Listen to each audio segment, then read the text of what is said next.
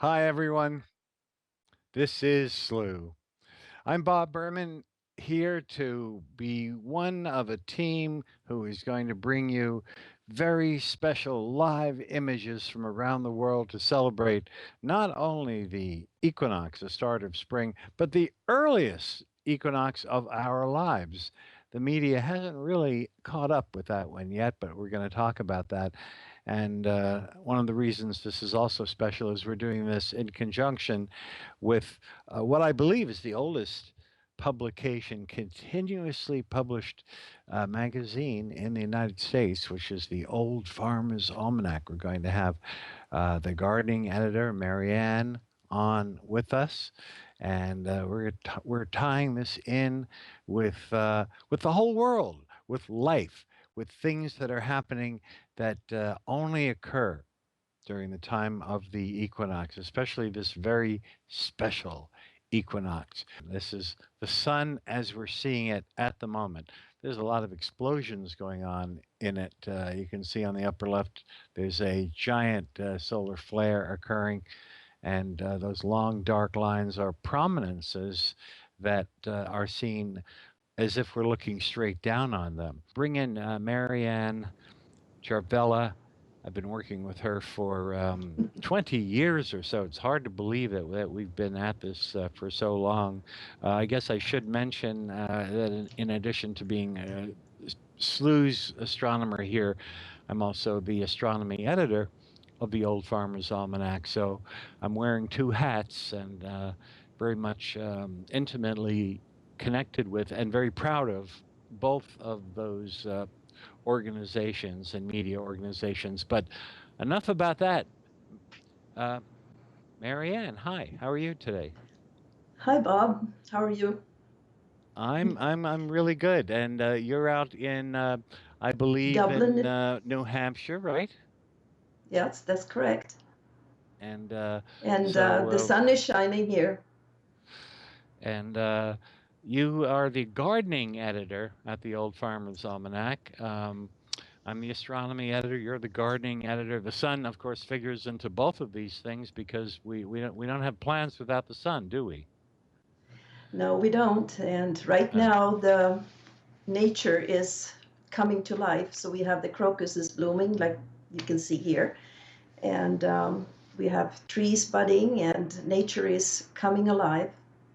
And we also have birds chirping. I don't know if you've heard the birds lately, but they are waking up too and making a racket. And Now, are you finding daylight, this is happening earlier than daylight, usual yeah, because of this odd winter we've had?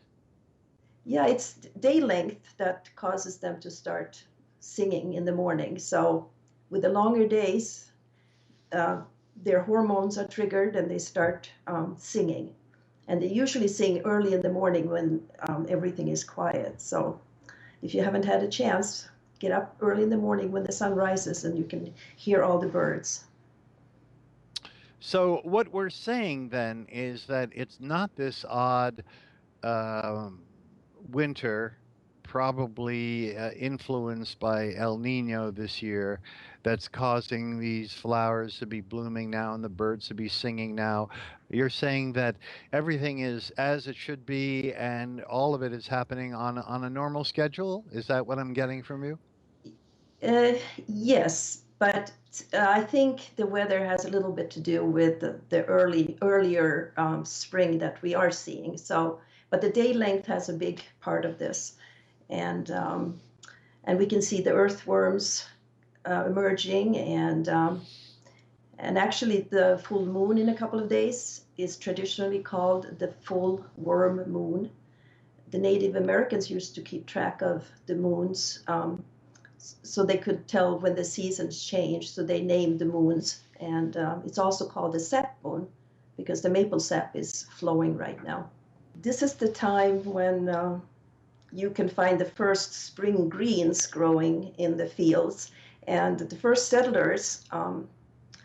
Of course, after a long winter eating salt pork and dry beans, were very anxious to get some fresh food in them. So they usually picked dandelion greens, they picked burdock, they picked nettle, they picked um, mustard greens, and they boiled them down and they made like a tea out of it, and they called it the spring tonic because that gave them the strength to start farming again after a long winter, and they were craving this spring tonic.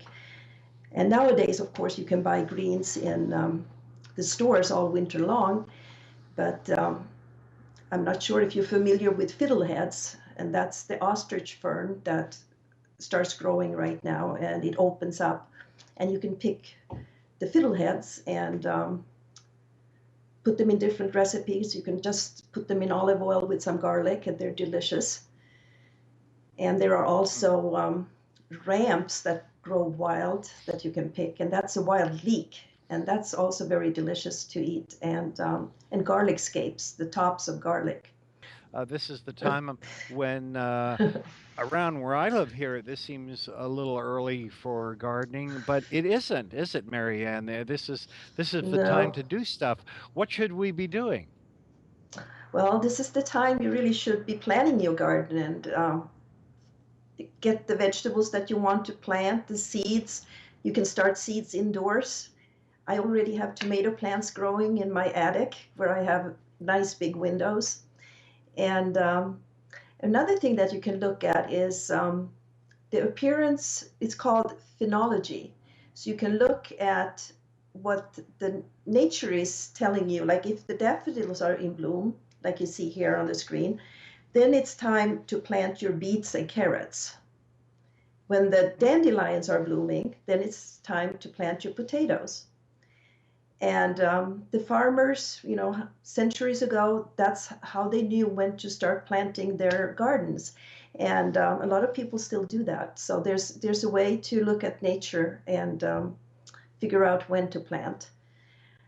But if you're really serious about planting and you want to design a garden, you can actually go to almanac.com, where we have a great gardening website, and we have a gardening planner that will let you draw the garden beds on the computer screen and drop the plants in to see if they will fit, and it will tell you what companion plants you can plant in the bed, and it's all on the computer.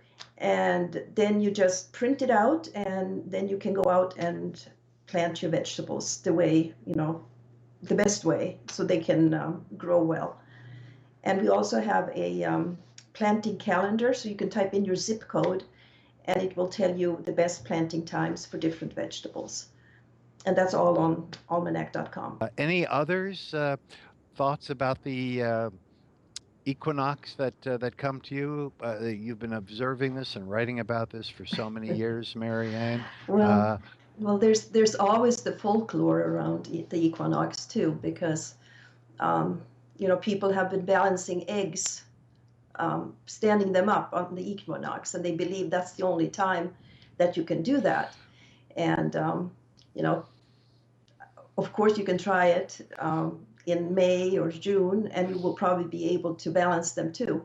But in our offices a couple of years ago, we decided to try this, and we put 24 eggs on end, and after a full day, 17 were still standing, and this was on the day of the equinox. And then we tried it again about 3 days later, and we still got like 17 or 18 eggs standing. So you may think it's folklore, but I think you can balance eggs any day during the year.